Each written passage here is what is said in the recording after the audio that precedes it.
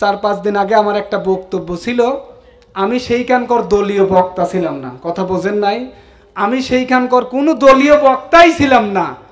নামাজ কামাই দিছে সে ব্যক্তি সরাসরি কাফের, কোনো সন্দেহ নাই। কথা কোন নামাজ বাদ দিয়ে তুমি অন্যায় করো, জি নামাজ বাদ দিলে সরাসরি কাফের। আল্লাহ বলে নাই, রাসূল বলে নাই, কিছু না। দেখো চলো যাও, আমার যাও, আর বলার দরকার নাই। নামাজ ছাইড়া দেওয়া কবিরা গুনাহ, কিন্তু কবিরা গুনাহ করলে কাফের হয়ে যায়। আমাকে বলা হয়েছিল তুমি 5 মিনিট আলোচনা করবে। আমি এই আয়াতের ভিত্তিতে আলোচনা করেছি, মান তারাকাত সালাতা মুতাআম্মিদাত ফাকাত কাফারা, ইচ্ছে করে সেই ব্যক্তি নামাজ ছেড়ে দিবে, সে কাফের হয়ে যাবে। এই আয়াতের তরজমা, এই আয়াতের যখন আমি ব্যাখ্যা করতে চাইছি তখন আমাকে ব্যাখ্যা করতে দেয় নাই। আমাকে বলা হয়েছে তুমি তো মানে সম্মিলিত বক্তা না, তুমি আয়াতের কোনো বক্তা না, তোমাকে এ কথা বলতে হবে না, তুমি যাও, তোমার ভুল। আমি তাকে বললাম আমি যদি তাহলে আমাকে এই জিনিসটা ব্যাখ্যা করতে দেন, এই জিনিসটা ব্যাখ্যা করতেও আমাকে দেয় নাই। বললো তুমি তো দাওয়াতের কোনো বক্তা না, তুমি আলোচনাও না, তোমাকে সময় দেওয়া হয়েছিল, তোমাকে আলোচনা করতে হবে না, তুমি আলোচনা করার তোমার কোনো দরকার নাই। এইটা নিয়ে সোশ্যাল মিডিয়ার মধ্যে এমন ভাবে তুলবার শুরু হয়েছে, হুজুর কি কথা বললো, হুজুর কোন অপরাধটা করলো। আমার যদি ভুল হয়ে থাকে, আপনি একটা মুক্তি মানুষ, আপনি একটা আলেম মানুষ, আপনি একটা মাওলানা মানুষ, আল উলামা ওয়ারাসাতুল আম্বিয়া, আলেম না হলো নবীর ওয়ারিস, আপনি কেমন মাওলানা কেমন আলেম, আমাকে সংশোধন করারও সুযোগ দিলেন না। আপনি এইটা নিয়ে এই মানুষ আমার আগেও কাটিছে, বক্তব্যের পিছেও কাটিছে, কাইটে এইটা নিয়ে সমাজের মধ্যে সমালোচনা করতেছে। আমি ফোনও খুলতে পারি না, বাসায় ঘুমাতেও পারি না, সারাদিন আমাকে বিরক্ত করতেছে যে হুজুর এই জিনিসটা কিভাবে হইলো। আসলে আমি সেই কনকর সম্মিলিত বক্তা ছিলাম না, আমাকে দাওয়াত দেয় নাই। আমি 5 মিনিট আলোচনা করতে গিয়ে, আমি এই আয়াতের ভিত্তিতে আলোচনা করতে তাদেরকে বোঝাইতে গিয়ে সেই বলে না এই আয়াত হবে না। তাহলে হবে কি? সে বলতেছে নামাজ ছেড়ে দিলে কি হবে, নামাজ ছেড়ে দিলে সে কবিরা গুনাহ করলো। আসলে ভাই কবিরা গুনাহ হবে না, সে শিরিক বা কুফর করলো। যদি কবিরা গুনাহ হও, কবিরা গুনাহ বড় না ছোট, সেই কথাই গেলাম। যদি কবিরা গুনাহ হয়, সে কবিরা গুনাহ বড় না ছোট, কথা বলেন না কে? কবিরা গুনাহ বড় না ছোট, কবিরা গুনাহ বলো। যদি সেই কথাই হয় তাহলে কেন সমাজের মধ্যে এই আলেম করে নিয়ে বিভ্রান্তিত হবে? কথা কম, এইটা সমাধান করার দরকার আছে না নাই? আপনারা সমাধান করেন না, বিভ্রান্তি করেন, বিভ্রান্ত করে একটা আলেমকে আপনারা বিভ্রান্ত করে সেই আলেমকে রাতের ঘুম হারাম করে দিয়েছেন। এইটা নিয়ে সমালোচনা করা বাদ দেন, আলেমদেরকে সুন্দর কথা বলার তৌফিক দান করে দেন। এটা ওলি আল্লাহর দেশ, শাহ মখদুমের দেশ। পারে এই দেশের মধ্যে যত মানুষ কোরআনের বিরোধিতা করেছে, পারে নাই ফিরাউন, পারে নাই নমরুদ, হামান, কাজ্জাব, সাজ্জাদ, পারে নাই, এরা ধ্বংস হয়ে গেছে। আল্লাহর কসম বদ্ধ করা লাগবে না, চিল্লা বলুন ঠিক কিনা? এটা ওলি আল্লাহর দেশ, পাগল ছাগলের দেশ না। আমাদের দেশে আকাশে আর বাতাসে কলেমার পতাকা দুলবে। আমাদের দেশে আকাশে আর বাতাসে কলেমার পতাকা দুলবে। আল্লাহু আকবার কোন।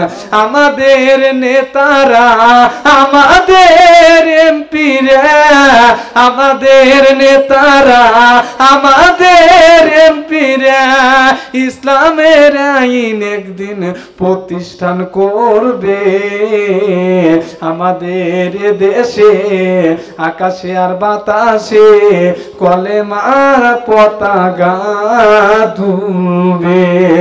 আমার ভাইরা আমার, আল্লাহর নবী বললেন, হে পৃথিবীর মানুষেরা শোনো, আমি রাসূল যদি তোমাদের জন্য কোনো কিছু যদি হালালের কথা বলি, তা তোমাদের জন্য হালালে পরিণত হয়ে যাবে। আর আমি যদি না বলি, সেই কথাটা তোমাদের তামাম পৃথিবীর মানুষের জন্য হারামে পরিণত হয়ে যাবে। আমি রাসূল তোমাদের জন্য এমন একটা সংবিধান, এমন একটা মানুষ তোমাদের জন্য আমি পৃথিবীর মধ্যে অসাধারণ মানুষ হয়ে তোমাদের জন্য আমি পৃথিবীর মধ্যে এসেছি।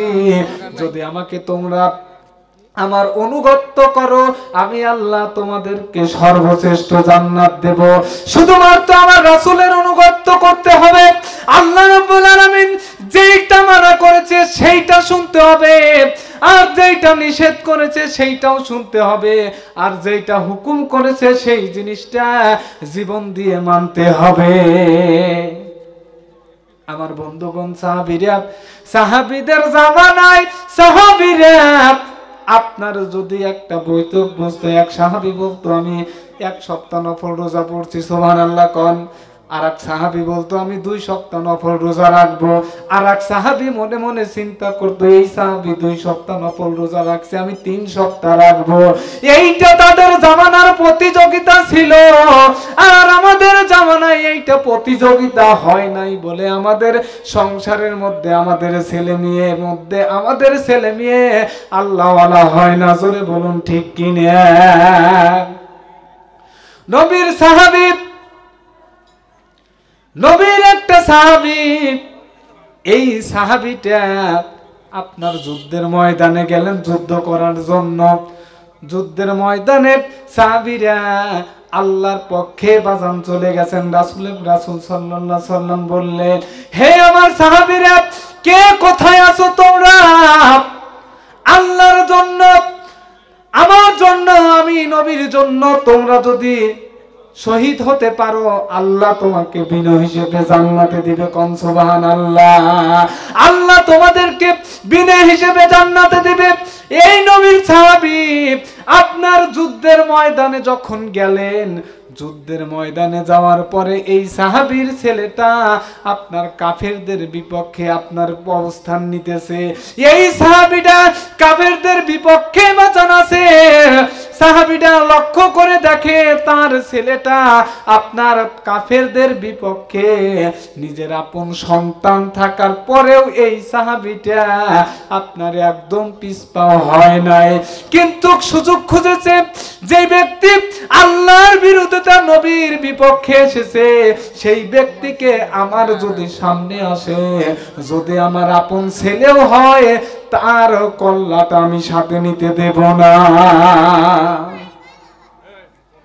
নবীর এই সাহাবী লোক, এই সাহাবীর ছেলে আপনার কাফেরদের বিপক্ষে বাজান আপনার পতাকা নিচ্ছে, কাফেরদের বিপক্ষে আপনার একবার চিন্তা করলেন, সামনে আমার বাবা, আমার বাবা সামনেই আল্লাহ রসুলের পক্ষে আপনার অস্ত্র ধরেছে, আল্লাহ রসুলের পক্ষে, আল্লাহর পক্ষে অস্ত্র ধরেছে। কিন্তু এই সাহাবীটা, আপনার এই সাহাবীর ছেলে আপনার একটা তরবারি হাতে নিলেন। তরবারি হাতে নেওয়ার পরে যখন তরবারি হাতে নিলেন, তার বাবা তার তরবারির সামনে এসে গেছে, তার তরবারির সামনে এসে গেছে। ছেলে চিন্তা করছেন, আমার বাবা আমার তরবারির সামনে এসে গেছে, আমার জন্মদাতা পিতা আমাকে কত কষ্ট করে স্নেহ করে আমাকে মানুষ করেছে, নিজে না খাই আমারে খাওয়াইছে, নিজে একটা ভালো পোশাক পরে নাই, নিজে একটা ভালো পোশাক পরে নাই, সব সময়ের জন্য আমাকে খোঁজ খবর নিয়েছে, যখন আমার অসুখ হয়েছে আমার বাবা আমার যত্ন নিছে। অথচ আমার বাবা আমার সামনে, কেমনে আমার বাবাকে আমি কতল করি, কেমনে আমার বাবাকে আমি মেরে ফেলি। এই ছেলেটা আপনার একবার তরবারি হাতের করে পেয়েছে, অন্য মানুষ যখন আক্রমণ করতে চায় তখন এই ছেলেটা তার বাবাকে বাঁচিয়ে দিছে। বাঁচিয়ে দেওয়ার পরে এই ছেলেটা আবার যুদ্ধ করতেছে মুসলমানদের বিপক্ষে।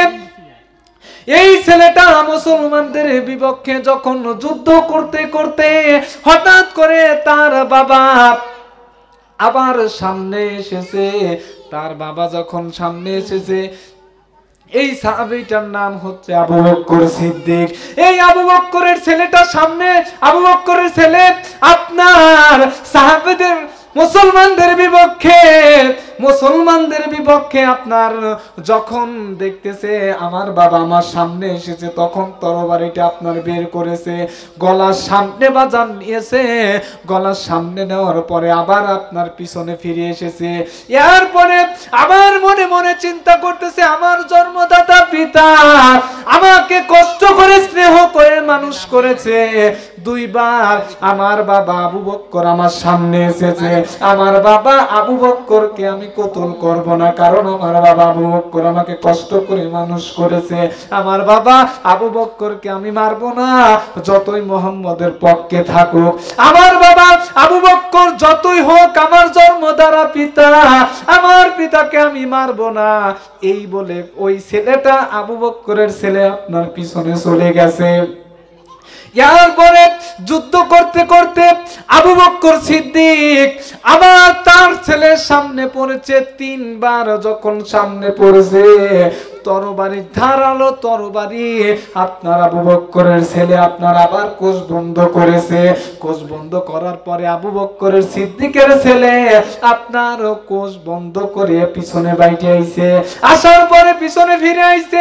আসার পরে চিন্তা করছে আমার জন্মদাতা পিতা যুদ্ধের ময়দানে আইছে, কেমনে আমার বাবারে আমি মারি, আমার জন্মদাতা পিতাকে আমি হত্যা করব না। যখন যুদ্ধ শেষ হয়ে গেল, যখন আপনার এইটা ফয়সালা হয়ে গেল, এরপরে আবু বকর সিদ্দিক যখন বাড়িতে চলে গেলেন, এক জায়গায় বসার পরে আবু বকর সিদ্দিক সাহাবীদের সাথে আপনার কথোপকথন করতেছে। আবু বকর সিদ্দিক বলতেছে জীবন দেব, এরপরে হচ্ছে ইসলামের পতাকা আমরা জমিনের মধ্যে কায়েম করে ছাড়বো, এর মধ্যে যদি জীবন দিতে হয় জীবন দিয়ে দেব, ছেলে মেয়েকে বিধবা করতে, স্ত্রীকে যদি বিধবা করতে হয় বিধবা করব, ছেলে মেয়েকে যদি ইতিম করতে হয় ইতিম করব। সেই ইতিম করার কারণেই আজ ইসলাম প্রতিষ্ঠিত হয়েছে। জোরে বলুন ঠিক কিনা? আমাদের দেশে আকাশে আর বাতাসে কলেমার পতাকা দুলবে। আমাদের দেশে আকাশে আর বাতাসে কলেমার পতাকা দুলবে। আল্লাহু আকবার কোন। আমাদের নেতারা, আমাদের এমপিরা, আমাদের নেতারা, আমাদের এমপিরা ইসলামের আইন একদিন প্রতিষ্ঠান করবে। আমাদের দেশে আকাশে আর বাতাসে কলেমার পতাকা দুলবে। জাতীয় সংসদ, সংসদে মন্ত্রী, জাতীয় সংসদ, সংসদের মন্ত্রী, সংসদের ইট গুনি আল্লাহু আকবার বলবে। আমাদের দেশে আকাশে আর বাতাসে কলেমার পতাকা দুলবে। আমাদের নেতারা, আমাদের এমপিরা, আমাদের নেতারা, আমাদের এমপিরা কোরআনের একদিন আইন প্রতিষ্ঠান করবে। আমাদের দেশে আকাশে আর বাতাসে কলেমার পতাকা দুলবে। আমাদের এই দেশে, আমাদের বাংলাদেশে যদি কোরআনের আইন যদি প্রতিষ্ঠান না করা হয়, যদি ফেরেশতাও আসে, এই দেশের মধ্যে ডাইরেক্ট ইনডাইরেক্ট তাদেরকে সুদ খাওয়া লাগবে। জোরে বলুন ঠিক কিনা? যেইভাবে সুদের সংখ্যা বেড়েছে, এইভাবে যদি সমাজ পরিচালনা হয়, তাহলে এই জমিনের মধ্যে কোনোদিনও ইসলাম প্রতিষ্ঠান করা সম্ভব না। জোরে বলুন ঠিক কিনা? ইসলামের জন্য নবীরা সাহাবীরা জীবন দিয়েছে, দিনের পর দিন তারা পরিশ্রম করেছে। জোরে বলুন ঠিক কিনা? আমার ভাইরা, আমার আবু বকর সিদ্দিক আপনার একদিন মদিনার মধ্যে বসে আছে, তার ছেলে ডাক দিয়ে বললেন বাবা তোমার সাথে আমার একটা জরুরি কথা আছে। ও বাবা তোমার সাথে আমার একটা জরুরি কথা রয়ে গেছে। আবু বকর সিদ্দিক বললেন তোমার সাথে আমার কোনো কথা নাই, কারণ তুমি মুশরিক, তুমি কাফেরদের অন্তর্ভুক্ত হয়ে গেছো। ও আমার কলিজার সন্তান, তোমাকে সারা জীবন কষ্ট করে আমি নিজে না খায়া তোমাকে মানুষ করেছি, আমি এই জন্য মানুষ করি নাই তুমি মুসলমানদের বিপক্ষে যাবে, আল্লাহ রাসূলের বিপক্ষে যাবে। ও সন্তান তুমি আমার ছেলে না, আমি তোমাকে পরিচয় দেব না, তুমি আমার যতই সন্তান হও আমি তোমাকে পরিচয় দেব না। কি বাবা? বাবা ডাক দিয়ে বললেন, তুমি আমার কলিজার টুকরা সন্তান, তোমাকে আমি কষ্ট করে মানুষ করেছি, নিজে না খাইয়া তোমারে আমি খাওয়াইছি। তুমি যদি আল্লাহ রাসূলের পক্ষে, ইসলামের বিপক্ষে তুমি চলে গেছো, তুমি যতই আমার সন্তান হও, তোমাকে আমি ছেলে হিসেবে গণ্য করব না।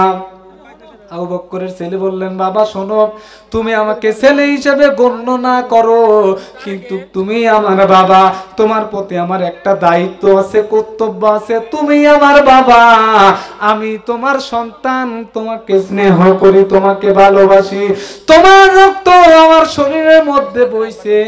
ও বাবা, তোমাকে আমি আমার জীবনের চাইতেও বেশি ভালোবাসি। আবু বকর সিদ্দিক ডাক দিয়ে বললেন, তুমি ইসলামের শত্রু, দ্বীনের শত্রু, আল্লাহর নবীর শত্রু, তুমি যদি আমাকে জীবন দিয়েও ভালোবাসো, সেই ভালোবাসা আমার কাছে গ্রহণযোগ্য না। এবার ছেলেটা ডাক দিয়ে বললেন, বাবা সেই দিন যুদ্ধের কথা কি তোমার মনে আছে? আবু বকর বললেন, বাবা যুদ্ধের কথা আমার মনে আছে। কি হয়েছে? তুমি তো মুসলমানদের বিপক্ষে তুমি অবস্থান নিয়েছিলে। আবু বকর সিদ্দিক বললেন, বাবা সেই দিন আমি মুসলমানের বিপক্ষে অবস্থান নিয়েছি। ও বাবা, 3 বার, 1 বার না, 2 বার না, 3 বার। ও বাবা, তুমি আমার ধারাল তরবারির সামনে এসেছো। ও বাবা, 3 বার আমার তরবারির সামনে এসেছো। আমার তরবারি দিয়ে শুধু 1 বার তোমার কল্লাই যদি আমি বাজাইতাম, 1 বার বাজানোর সাথে সাথে তোমার ধর থেকে কল্লাটা আলাদা হয়ে যেত। আমার তরবারির আঘাতে তোমার শরীর থেকে তোমার শরীর থেকে তোমার গর্দানটা আলাদা হয়ে যেত। আমি সন্তান, তোমাকে ভালোবাসি, তোমাকে স্নেহ করি, তোমাকে সম্মান করি, এই কারণে আমি তোমাকে 3 বারের সুযোগ পেয়েছি। 1 বার না, 2 বার না, 3 বার আমার তরবারির সামনে এসেছো। আমি চিন্তা করেছি আমার জন্মদাতা পিতা আমাকে কত কষ্ট করে মানুষ করেছে। আমি সন্তান, তোমাকে 3 বার সুযোগ পাওয়ার পরেও তোমাকে আমি কতল করিনি, হত্যা করিনি। যদি আমি ইচ্ছা করতাম, আমার তরবারির আঘাতে তোমার দেহ থেকে মাথাটা আমি আলাদা করে দিতাম। আবু বকর সিদ্দিক ডাকতে বললেন, বাবা শোনো, কয়বার তুমি সুযোগ পেয়েছো? ছেলেটা বলে 3 বার। কয়বার? 3 বার সুযোগ পেয়েছো। আবু বকর সিদ্দিক ডাকতে বলেন, শোনো, আমি তোমাকে যদি 1 বার সুযোগ পাইতাম, তুমি আমার যতই সন্তান হও, জাতি সন্তান হও, আমি তোমাকে যদি 1 বার সুযোগ পাইতাম, তোমার দর থেকে দেহটা আমি আলাদা করে দিতাম। জোরে বলুন সুবহানাল্লাহ। আবু বকর সিদ্দিক ডাক দিয়ে বললেন, তুমি ইসলামের শত্রু, দ্বীনের শত্রু, তুমি যদি আমি যদি 1 বার সুযোগ পাইতাম, তোমার দেহ থেকে কল্লাটা আমি আলাদা করে দিতাম। আমি আবু বকর, তুমি আমার সন্তান, এইটা আমি দেখতাম না। এইটা হলো ইসলাম। জোরে কোন ঠিক কিনা? আমাদের দেশে ইসলাম মানে না আপনার এমনি আন্দাজে একটা কথা বলে, কোরআন হাদিস বোঝে না। কোরআন হাদিস যদি বুঝতো, তাহলে কোরআন অনুযায়ী ঠান্ডা মাথায় কথা বলতো। জোরে বলুন ঠিক কিনা? আপনার এখন বর্তমান নামাজ যদি মানুষ যদি ছেড়ে দেয়, তাহলে আমাদের সমাজের মধ্যে, বাংলাদেশের মধ্যে খুব একটা জনপ্রিয়তা আছে। যদি নামাজ ছেড়ে দেয়, ওই ব্যক্তিটা কাফের হয়ে যাবে। এইটা নিয়ে সব সমালোচনা আছে কি নাই? কথা বলেন, আছে কি নাই? 2টা দল আছে আপনার। এইটার মধ্যে কিছু কিছু লোক বলেন যেই ব্যক্তি নামাজ পড়বে সে কাফের, আর কিছু কিছু লোক বলে না, কাফের হবে না, কাফেরের মতো আমল করে বসলো। জোরে কন নাউজুবিল্লাহ। একটা আমার কথার জবাব দিবেন, নামাজ আল্লাহর হুকুম মানা কি? কথা বলেন। আল্লাহর হুকুম মানা ফরজ, নবীর হুকুম মানা কি? নবীর হুকুম মানা সুন্নত। যদি কেউ বলে নবী মানি না, তাহলে কি? আর যদি বলে আল্লাহ মানি না, সেই ব্যক্তি কি? কথা বলেন। তাহলে কাফের। কথা বলেন। আচ্ছা কাফের। তাহলে আল্লাহ যদি না মানে, নবী যদি না মানে, তার কি ঈমান থাকে? তাহলে আল্লাহ যে আমাদের যে সংবিধান, যে কিতাবটা দিয়েছে, এই কিতাবের মধ্যে যে সংবিধান আল্লাহ দিয়েছে সেইগুলো যদি না মানে তাহলে সে কি? যদি বলে নামাজ পড়বো না, এটা আল্লাহর ফরজ, আল্লাহ বলেছে নামাজ কায়েম করো, আল্লাহ বললেন নামাজ কায়েম করো, কায়েম অর্থ কি? আল্লাহ বললেন নামাজ কায়েম করো, নামাজ পড়তে বলছে কি বলে নাই? প্রত্যেকটা জামানার মধ্যে নবী রাসূলের মধ্যে কম বেশি নামাজ আসে কি নাই? আমাদের মধ্যে মতভেদ আছে কি নাই? মতভেদ আছে। রাসূলের জামানায়, শোনেন আমার কথা লক্ষ্য করে শোনেন, প্যাচ বাজায়েন না, এই সমাজের মধ্যে এইটা নিয়ে ভীষণ আকারে দ্বন্দ্ব আছে। নবী নূরের তৈরি, মাটির তৈরি, এইটা নিয়ে দ্বন্দ্ব আছে। কোনটা নিয়ে ফয়সালা করতে হবে? একই নবী, একই কোরআন, তোমাদের মধ্যে দুই কথা হয় কেন? একটা লোক এসে বলতেছে নবী নূরের তৈরি, আর এক দল এসেই কইতেছে নবী মাটির তৈরি। একজন এসে কইতেছে খায়ো না, আর একজন এসে বলতেছে খায়ো। আর এক দল এসে কইতেছে এইটা করো, আর এক দল এসে কইতেছে এইটা করো না। দ্বন্দ্ব তো মুসলমানরাই বাজাইছে, কথা কোন? মুসলমানরাই বাজাইছে। এক আলেম এসে কইতেছে এ টুপি পরা জায়েজ নাই, আর এক মাওলানা এসে বলতে এটা করা জায়েজ নাই, আর এক মাওলানা এসে ওইটা বলা জায়েজ নাই। কোনটা সঠিক সেইটা বলে যাও। তোমাদের মধ্যেই তো দ্বন্দ্ব বাধাই ইসলামের মধ্যে ফাটল তৈরি করছে, কথা কম? ইসলামের মধ্যে ফাটল তৈরি করবার তো একমাত্র মুসলমানেরা। তোমরা আলেমেরা, আলেমেরা সমাধান করবে, কথা কম? কিন্তু একটা আলেম তার গুড আইডিয়াল বাড়ানোর জন্য হুদয় একটা মাসলা দিয়ে দ্বন্দ্ব বাজায় থুয়ে চলে যায়, কথা কম? সমাজের মধ্যে সুদ চলতেছে, সেইটার বিরুদ্ধে তোমার কথা নাই, কথা বলেন? সমাজের মধ্যে ঘুষ চলতেছে, কথা নাই, কথা কন? সমাজের মধ্যে বেনামাজি বাইরে দেখতেছে, সেটা কিভাবে সমাজের মধ্যে প্রতিষ্ঠান করা যায় সেটার বিরুদ্ধে তোমার কথা নাই, কথা কন? সমাজকে কিভাবে ইসলামের পক্ষে আনা যায়, কিভাবে মুসলমানকে ইসলামের মধ্যে আনা যায়, এটার মধ্যে তোমার কথা নাই। জোরে বলুন ঠিক কিনা?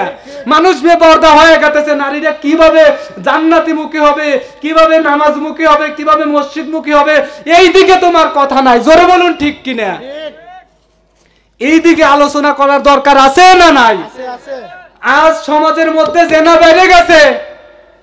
দুই সালের মাও সন্তানকে রেখে আরেকজনের সাথে চলে গেছে। এইটা কিভাবে বন্ধ করতে হবে, এইটা কিভাবে বন্ধ করা যায়, এই দিকে মানুষের কোনোই কথা নাই। জোরে বলুন ঠিক কিনা?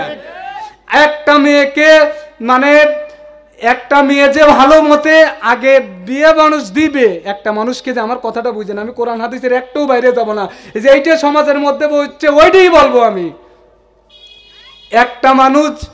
একটা মানুষের যদি আপনার সামাজিকভাবে এই সমাজের মধ্যে আপনারা বলেন, বুকে হাত দিয়ে বলেন, আপনি আজি সাহেব, আচ্ছা আপনি একটা ইমানদার মানুষ, মুসলমান মানুষ, ছোট থেকে আমার থেকে অনেক বড়, অনেক কিছুই দেখছেন। সমাজের মধ্যে কয়টা মেয়ে সামাজিকভাবে বিয়ে হয় বলেন? কয়টা মেয়ে সামাজিকভাবে বিয়ে হয়? প্রত্যেকটাই আকাম করা থাকে, কথা কন? এইটার বেতেরটা যদি হয়, কোনোদিনও আল্লাহর ওলি হবে না। আপনার মেয়েকে দেখে, আপনার বউকে দেখে, আপনার স্ত্রীকে দেখে যদি কোনো ছেলে বলে মাল গেল, আল্লাহর কসম তার গর্ভের থেকে মাল, ভালো মাল জ্বর মারবে না। জোরে কোন ঠিক কিনা? এটা কোরআন থেকে বললাম। এইটা সমাজের মধ্যে প্রতিষ্ঠিত, এইটা বন্ধ কিভাবে করা যায় সেদিকে আপনার কোনোই কথা নাই। জোরে বলুন ঠিক কিনা? আল্লাহ রাসূল বললেন যে নামাজ আল্লাহ রাসূলের জামানায়, এমন একটা জামানা, সেই একটা জামানা ছিল, ভুল হলে আমাকে সংশোধন করে দিবেন, মানুষ ভুলের ঊর্ধ্বে না। জোরে বলুন ঠিক কিনা? ভুল হতেই পারে। আল উলামা ওয়ারাসাতুল আম্বিয়া, আলেমরা হলো নবীর ওয়ারিস। আলেমদেরকে যে সম্মান করে সে নবীকে সম্মান করলো, সুবহানাল্লাহ বলেন। ভুল মানুষের হতেই পারে, আমাকে সংশোধন করে দিবেন। তো কোনো এক জামানায়, তার রসুলের জামানায়, সাহাবীরা যদি রোজা না করতো তাদেরকে কাফের বলতো না, যদি হজ না করতো কাফের বলতো না। আমার কথা ঠিক আছে? হজ না করতো কাফের বলতো না, যদি যাকাত না দিল কাফের বলতো না, যদি নামাজ ত্যাগ করতো তাহলে কাফের বলতো। মান তারাকা সলাতা মুতাআম্মিদান ফাকাত কাফারা, ইচ্ছে করে যেই ব্যক্তি নামাজ ছেড়ে দিল সেই কাফের হয়ে গেল। নাউজুবিল্লাহ কোন? এটা হলো কোরআনের একটা আয়াত, একটা তরজমা। কিন্তু কোন মুফাসসির বলতেছে না, কাফের হইবে না, তবে কাফেরের মতো আমল করে বসলো। তাহলে এর তফাৎ তো কোনো কিছুই নাই। কাফেরের মতো যদি আমল করে বসে তার মধ্যে কি আছে? আর এক আয়াতের মধ্যে বললেন বাইনার রুজুলি অশিরকি অল কুফুরি তরকুস সালাহ, যেই ব্যক্তি ইচ্ছাকৃতভাবে সজ্ঞানে নামাজ ছেড়ে দিল সে কুফুরি করলো বা কাফের হয়ে গেল। এইটাই তরজমা, এইটাই আয়াত, এইটাই হচ্ছে তরজমা। রসুলের জামানায় যদি কোনো ব্যক্তি নামাজ ছেড়ে দিত তাহলে কাফের বলতো। আর এইটা নিয়ে সমালোচনা বাংলাদেশের মধ্যে আছে না নাই, এইটা নিয়ে ফয়সালা কোনো আলেম দিবে না। এইটা নিয়ে মানুষের মধ্যে একটা বিভ্রান্তি বাজাইয়া থুইয়া তিনি চলে যাবে। এইটার কোনটা ফয়সালা আসবে এইটার সে ফয়সালাও দিবে না। জোরে কোন ঠিক কিনা? এই যে নামাজ বাধ্যতামূলক, নামাজ পড়তেই হবে, দুইটা অবস্থায় নামাজ বাদ দেওয়া কারণ আছে, ওই পাগল হবে নাই বেহুশ হবে। পাগল বা বেহুশ হওয়ার দিয়ে নামাজ বাদ দেওয়া জায়েজ নাই। রসুলের জামানায় যদি নামাজ বাদ দিত তাহলে তাদেরকে কাফের বলা হইতো। ইমাম আবু হানিফার মতে ইমামে আবু আজুব হানিফা বলেছেন যে যেই ব্যক্তি নামাজ পড়ে না তাদেরকে পিঠে হলেও নামাজ পড়াও, যদি নামাজ নাও পড়ে তাহলে তাদেরকে জেলের মধ্যে বলো, জেলের মধ্যে ভরার পরে তাকে সালাত পড়তে বাধ্য করো। এই হাদিস এটা কি মিথ্যা? তিনি কি মিথ্যা কথা বলে গেছেন? এই ইদানিং ধরে আজ 4-5 দিন ধরে 4-5 দিন আগে আমার একটা বক্তব্য আপনার হলো সেই 4-5 দিন আগে আমার একটা বক্তব্য ছিল। আমি সেইখানকার দলীয় বক্তা ছিলাম না, কথা বোঝেন নাই, আমি সেইখানকার কোনো দলীয় বক্তাই ছিলাম না। আমাকে বলা হয়েছিল তুমি 5 মিনিট আলোচনা করবে। আমি এই আয়াতের ভিত্তিতে আলোচনা করেছি মান তরাকাত সলাতা মুতাআম্মিদাত ফাকাত কাফারা, ইচ্ছে করে সেই ব্যক্তি নামাজ ছেড়ে দিবে সে কাফের হয়ে যাবে। এই আয়াতের তরজমা, এই আয়াতের যখন আমি ব্যাখ্যা করতে চাইছি তখন আমাকে ব্যাখ্যা করতে দেয় নাই। আমাকে বলা হয়েছে তুমি তো মানে সম্মিলিত বক্তা না, তুমি দায়াতের কোনো বক্তা না, তোমাকে এ কথা বলতে হবে না, তুমি যাও, তোমার ভুল। আমি তাকে বললাম আমি যদি তাহলে আমাকে এই জিনিসটা ব্যাখ্যা করতে দেন, এই জিনিসটা ব্যাখ্যা করতেও আমাকে দেয় নাই। বললো তুমি তো দাওয়াতের কোনো বক্তা না, তুমি আলোচনাও না, তোমাকে সময় দেওয়া হয়েছিল, তোমাকে আলোচনা করতে হবে না, তুমি আলোচনা করার তোমার কোনো দরকার নাই। এইটা নিয়ে সোশ্যাল মিডিয়ার মধ্যে এমন ভাবে তুলবার শুরু হয়েছে, হুজুর কি কথা বললো, হুজুর কোন অপরাধটা করলো। আমার যদি ভুল হয়ে থাকে, আপনি একটা মুক্তি মানুষ, আপনি একটা আলেম মানুষ, আপনি একটা মাওলানা মানুষ, আল উলামা ওয়ারাসাতুল আম্বিয়া, আলেম না হলো নবীর ওয়ারিস, আপনি কেমন মাওলানা কেমন আলেম, আমাকে সংশোধন করারও সুযোগ দিলেন না। আপনি এইটা নিয়ে এই মানুষ আমার আগেও কাটিছে, বক্তব্যের পিছেও কাটিছে, কাইটে এইটা নিয়ে সমাজের মধ্যে সমালোচনা করতেছে। আমি ফোনও খুলতে পারি না, বাসায় ঘুমাতেও পারি না, সারাদিন আমাকে বিরক্ত করতেছে যে হুজুর এই জিনিসটা কিভাবে হইলো। আসলে আমি সেই কনকর সম্মিলিত বক্তা ছিলাম না, আমাকে দাওয়াত দেয় নাই। আমি 5 মিনিট আলোচনা করতে গিয়ে, আমি এই আয়াতের ভিত্তিতে আলোচনা করতে তাদেরকে বোঝাইতে গিয়ে সেই বলে না এই আয়াত হবে না। তাহলে হবে কি? সে বলতেছে নামাজ ছেড়ে দিলে কি হবে? নামাজ ছেড়ে দিলে সে কবিরা গুনাহ করলো। আসলে ভাই কবিরা গুনাহ হবে না, সে শিরিক বা কুফর করলো। যদি কবিরা গুনাহ হও, কবিরা গুনাহ বড় না ছোট, সেই কথাই গেলাম। যদি কবিরা গুনাহ হয়, সে কবিরা গুনাহ বড় না ছোট, কথা বলেন না কে?